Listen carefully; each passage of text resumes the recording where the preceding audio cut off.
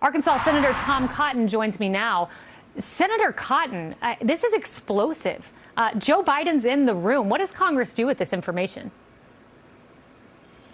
Well, Kayleigh, it's getting to the point where it's hard to be shocked by any corruption allegations against the Biden family, but these revelations today truly are shocking.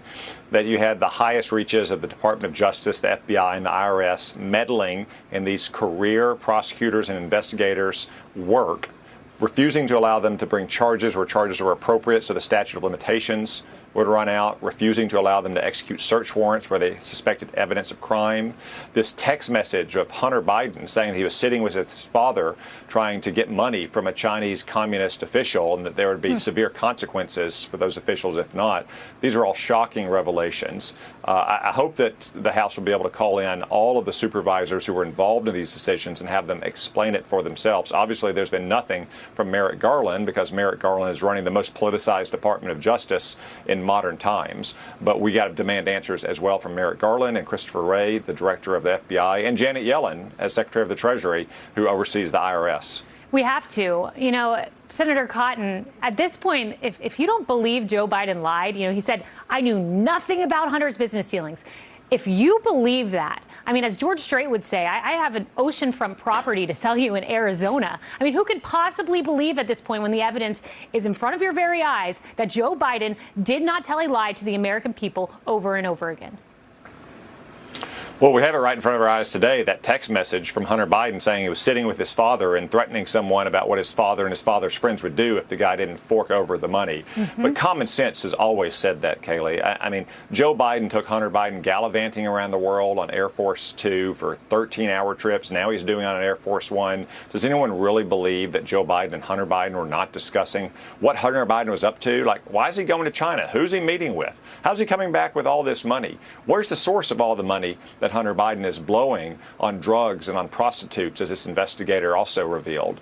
I think those are questions that Joe Biden was asking, and I think there's a lot of conversation about it. These whistleblowers deserve to be heard, and their supervisors need to give answers. You know, Senator Cotton, I get that you're not in Joe Biden's head, and I'm not asking you to go there. That seems like a pretty empty place at times, but asking you to go there nevertheless.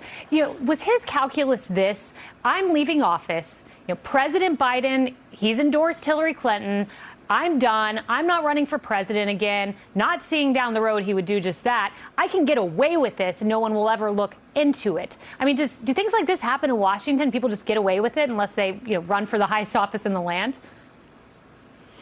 Well, Kayleigh, I can't get inside Joe Biden's head. What you laid out is possible. I would note, though, that many parents have had to deal with troubled children who end up committing crimes or fall prey to addiction.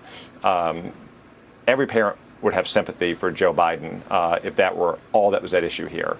But this has never been about Hunter Biden or his troubles. This is about the corruption that Hunter Biden and, frankly, other Biden family members have committed by trading on Joe Biden's name and his office. And it's not just when he was vice president. It goes back decades when he was in the Senate.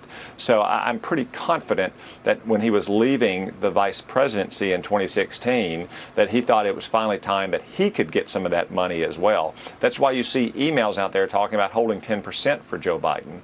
But this has never been about Hunter Biden and Hunter Biden's troubles. It's always been about what Hunter Biden and other members of the Biden family have done to trade on Joe Biden's name, office, and influence. Yeah, and Hunter Biden, he's front and center.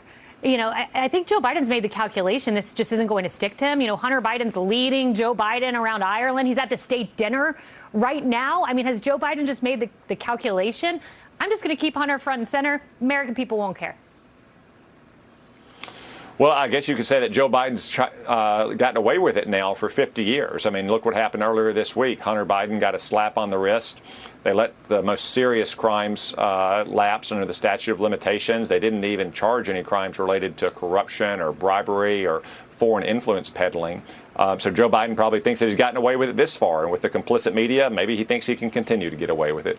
Well, good luck. 56% of the American people say we think Hunter was involved in these business dealings. So best of luck. Senator Cotton, thank you. Thank you, Kayleigh.